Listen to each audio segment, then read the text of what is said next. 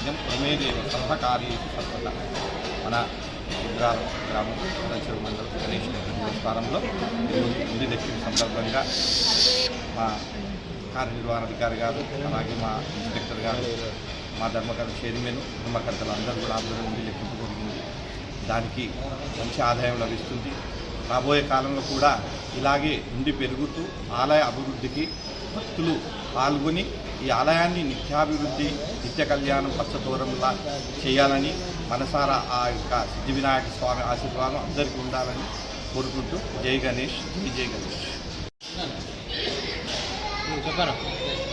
ఈరోజు గణేష్ దేవస్థానం హుండీ లెక్కింపు జరిగింది. ఈ కార్యక్రమానికి ఇన్స్పెక్టర్ రంగారావు గారు, ఎగ్జిక్యూటివ్ ఆఫీసర్ లావణ్య గారు, నాతోటి డైరెక్టర్ ప్రెస్ మీడియా మిత్రులు, పోలీసు అధికారులు, రెవెన్యూ అధికారులు అందరూ పాల్గొనడం జరిగింది. వారి ఆధ్వర్యంలో ఈరోజు హుండీ లెక్కింపు జరిగింది.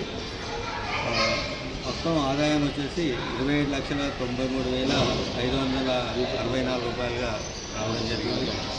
ఈ అమౌంట్ అంతా దేవాలయ అభివృద్ధి గురించి ఉపయోగిస్తాం.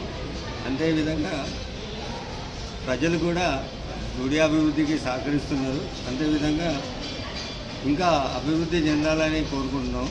దానికి భక్తులందరూ సహకరించాలని కోరుకుంటున్నాం. నమస్తే అండి. ఈరోజు శ్రీ గణేష్ దేవస్థానం గణేష్ గడ్డ నందు 80 రోజులకు గాను హుండీ ఆదాయం లెక్కింపు జరిగింది. ఇట్టి లెక్కింపు కార్యక్రమంలో దేవస్థాన చైర్మన్ గారు, trust board members, inspector Rangarao గారు, గ్రామ పెద్దలు, గ్రామ రెవెన్యూ వాళ్ళు, ఇతరులందరూ పాల్గొనడం జరిగింది.